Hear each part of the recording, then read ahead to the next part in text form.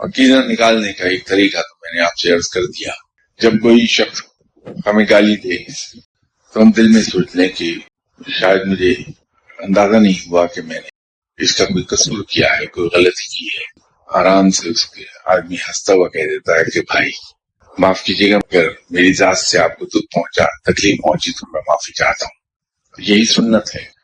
جب حسد ہمارے دل میں زور مارے تو اللہ کا فرمان ہے، قرآن میں ہے کہ ہر شخص کو وہی کچھ ملتا ہے جس کے لیے وہ کوشش کرتا ہے.